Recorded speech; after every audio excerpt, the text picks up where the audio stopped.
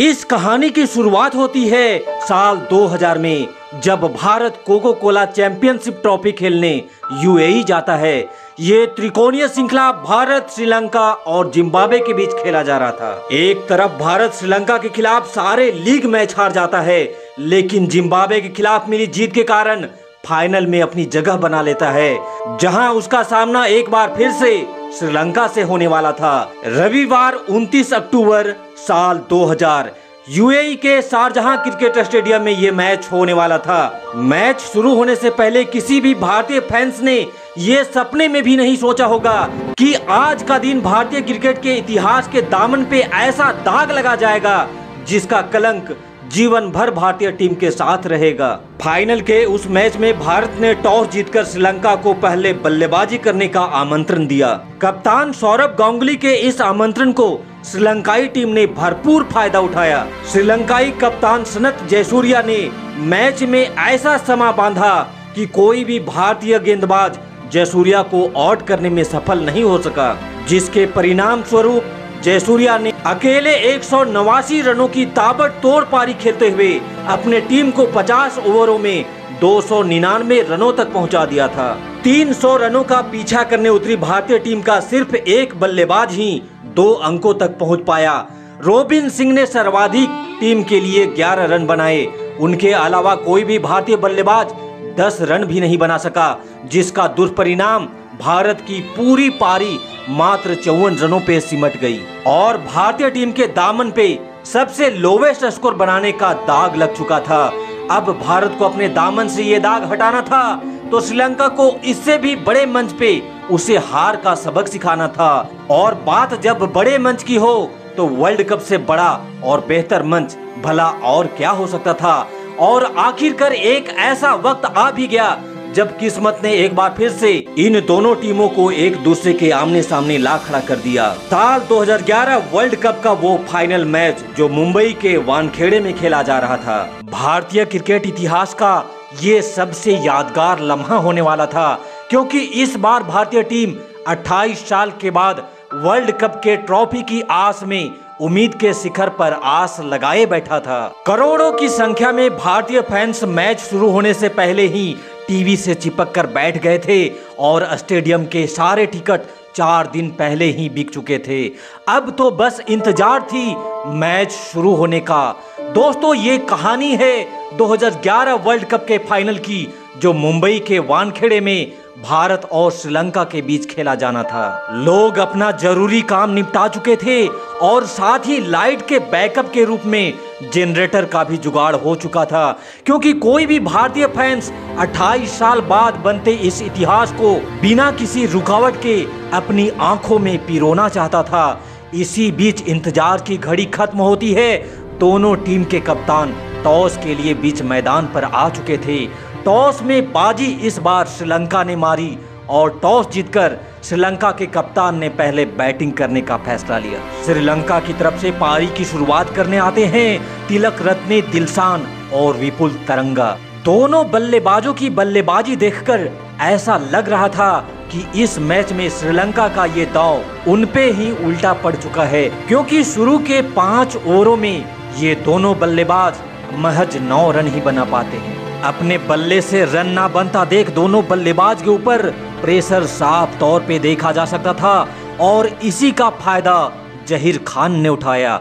उन्होंने अपने स्विंग से श्रीलंका के पहले ओपनर विपुल तरंगा को अपना शिकार बना लिया था। 10 ओवर का पावर प्ले भी खत्म हो चुका था और 10 ओवर में श्रीलंका ने 1 विकेट खोकर महज 30 रन ही बना सका था।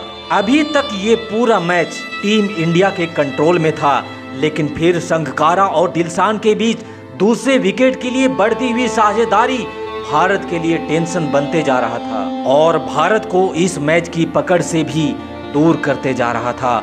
लेकिन फिर हरभजन सिंह ने भारत के बढ़ते हुए इस टेंशन को खत्म करते हुए दिलशान को पवेलियन का रास्ता दिखा दिया। महज 60 रनों के स्कोर पर श्रीलंका के 2 विकेट गिर चुके थे। ऐसे हालात में टीम इंडिया की मुश्किलें आसान होते दिख रही थी, लेकिन कुमार संगकारा आज कुछ अलग ही मूड में दिखाई दे रहे थे। अगले कुछ ही पलों में भारत की मुश्किलें एक बार फिर से बढ़ने वाली थी। जिसकी वजह थी श्रीलंका के दो सर्वश्रेष्ठ बल्लेबाज क्रीज पर आ चुके थे। दोनों ने पहले समझदारी का परिचय देते हुए श्रीलंका की पारी को आगे बढ़ाना शुरू कर दिया और 60 रनों के पार्टनरशिप के बाद श्रीलंका का स्कोर अब 120 रन हो चुका था। अब दोनों बल्लेबाज पूरी तरह से सेट हो चुके थे। दिग्गजों को इस बात का एहसास हो चुका था कि अगर ये दोनों बल्लेबाज इसी तरह से खेलते रहे तो ये वर्ल्ड कप किसी भी हालात में भारत के पास नहीं जाने वाला है। ऐसे हालात में टीम इंडिया के कप्तान ने उस इंसान को याद किया जिसने 2007 टी20 वर्ल्ड कप में भी जीत में अपनी अहम भूमिका निभाई थी। श्रीलंका के इस खतरनाक जोड़ी को तोड़ने के लिए धोनी ने युवराज सिंह के हाथों में बॉल थमाई। कप्तान के भरोसे पर खरा उतरते हुए युवराज ने पहले ही ओवर में कप्तान संघकारा का काम तमाम कर उन्हें पवेलियन का रास्ता दिखा दिया था। संघकारा की पारी पे अब विराम लग चुकी थी, लेकिन जयवर्धने अभी भी वानखेड़े के उस मैदान पर एक महारथी की तरह टिका हुआ था।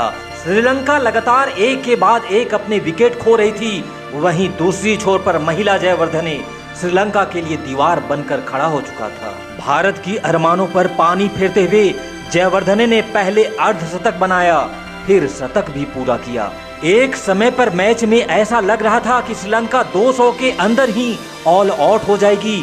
वही श्रीलंका अब 45 ओवर में ही 200 को पार कर चुका था। 5 ओवर का खेल अभी बाकी था और श्रीलंका का जयवर्धने अपने तूफानी रूप धारण कर चुका था। टीम इंडिया के गेंदबाज जयवर्धने को आउट करने में नाकाम रहे, जिसका परिणाम लास्ट के 5 ओवर में जयवर्धने ने अपना विराट रूप धारण करते हुए आखिरी 5 ओवर में 61 रन जोड़ डाले।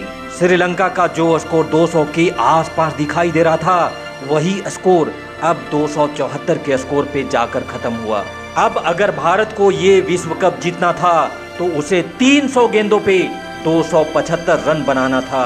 अपना खाना पीना भूख प्यास भूल करोड़ों भारतीय जनता भारत की पारी का इंतजार करने लगते हैं। विश्व कप के दबाव वाले फाइनल मैच में 275 रनों का टारगेट कोई आम टारगेट नहीं था, खासकर जिस टीम में मलिंगा और मुथैया मुरलीधरन जैसे दुनिया के बेस्ट बॉलर हो। ये लक्ष्य भारत के लिए आसान कहां होने वाला था, लेकिन भारत को 28 सालों का ये सूखा खत्म करना था तो उसे 275 रनों तक पहुंचना ही था। भारतीय पारी की शुरुआत करने विस्फोटक बल्लेबाज वीरेंद्र सहवाग के साथ क्रिकेट के भगवान सचिन तेंदुलकर क्रीज पर आ चुके थे। भारतीय पारी के दूसरे ही ओवर में लसिथ मलिंगा ने यॉर्कर मारी जो सीधे सहवाग के पैड पर जा लगी और अंपायर ने सहवाग को आउट करार दिया। हालांकि सहवाग ने रिव्यू लिया पर खुद को बचा नहीं सके। ये झटका टीम इंडिया के लिए किसी बड़े सदमे से कम नहीं था, परंतु सहवाग के जाने के बाद टीम इंडिया की डूबती नैया को निकालने का प्रयास कर रहे थे गौतम गंभीर। भारत खुद की स्थिति को संभालने की कोशिश कर ही रहा था कि तभी लसिथ मलिंगा ने क्रिकेट के भगवान सचिन को भी आउट कर पवेलियन भेज दिया था। मलिंगा के बैक टू बैक 2 विकेट से भारत की कमर टूट चुकी थी, लेकिन विराट कोहली के साथ गौतम गंभीर मैच में अपनी पूरी जान झोंक रहे थे। गंभीर और कोहली ने मिलकर श्रीलंकाई बॉलरों के ऊपर कांटेक्ट अटैक करना चालू कर दिया, जिससे रन रेट में भी इजाफा हो रहा था और भारत ने 20 ओवर में 2 विकेट खोकर 110 रन भी बना लिए थे। लेकिन इसी बीच फिर दिलशान का वो अविश्वसनीय कैच कोहली के रूप में भारत को तीसरा झटका लग चुका था। ऐसे में दर्शकों को अब इंतजार था टीम इंडिया के युवा युवराज सिंह का, लेकिन ये देख सब हैरान थे कि आज इस पोजीशन पे युवराज नहीं बल्कि टीम इंडिया का कप्तान खुद धोनी मैदान की ओर आते दिखाई दे रहे थे। धोनी को बीच मैदान में आता देख पूरा वानखेड़े का स्टेडियम धोनी के जयकारे के साथ गूंज उठा। अब टीम इंडिया के कप्तान ने गौतम गंभीर के साथ मिलकर पारी को आगे बढ़ाना स्टार्ट किया। टीम इंडिया को अब जीत के लिए 116 गेंदों में 122 रनों की जरूरत थी और उनके हाथों में 7 विकेट शेष थे। गंभीर और धोनी कभी होश में तो कभी जोश में श्रीलंका पर कड़े प्रहार करते रहे। अब टीम इंडिया का स्कोर 200 के पार जा चुका था। अब भारत को जीत के लिए 73 बॉल पे 75 रनों की जरूरत थी। धोनी का अर्धशतक पूरा हो चुका था। वहीं धीरे धीरे गौतम गंभीर भी अपने शतक की ओर बढ़ रहे थे। लेकिन जब भारत को 52 बॉल पे 53 रनों की जरूरत थी, तभी गौतम श्रीलंकाई गेंदबाजों के शिकार बन जाते हैं। गंभीर के आउट होने के बाद क्रीज पर आते हैं टीम इंडिया के सबसे बड़े संकट मोचन युवराज सिंह। अब मैदान पर दुनिया के दो ऐसे बल्लेबाज थे जिनका मैदान में रहते किसी माई के लाल में ये दम नहीं था कि वो भारत को हरा दे। युवराज और धोनी ने मिलकर तेजी से रन बनाना चालू कर दिया, जिससे मैच टीम इंडिया की पूरी पकड़ में आ चुका था। फिर धोनी ने इस लम्हे को और भी ज्यादा यादगार बनाते हुए एक शानदार छक्के के साथ 2011 वर्ल्ड कप का ये ट्रॉफी 10 बॉल शेष रहते ही भारत के नाम कर दी। इस लम्हे को जिस किसी ने भी देखा, आई एम डैम श्योर कि ये लम्हा क्रिकेट की हिस्ट्री में उसके लिए सबसे बेहतरीन पलों में से एक होगा। और अंततः भारत ने इस बड़े मंच पर वर्ल्ड कप 2011 की ट्रॉफी को जीतकर अपने दामन पे लगे 54 ऑल आउट वाले दाग को धूमिल कर दिया। उम्मीद है 2023 में भी अपनी टीम इंडिया कुछ ऐसा ही पलटवार कर भारत को 2023 वर्ल्ड कप ट्रॉफी जरूर दिलाएगा। इसी बात पे वीडियो को लाइक करते हुए चैनल को भी सब्सक्राइब जरूर करिएगा। जय हिंद, वंदे मातरम।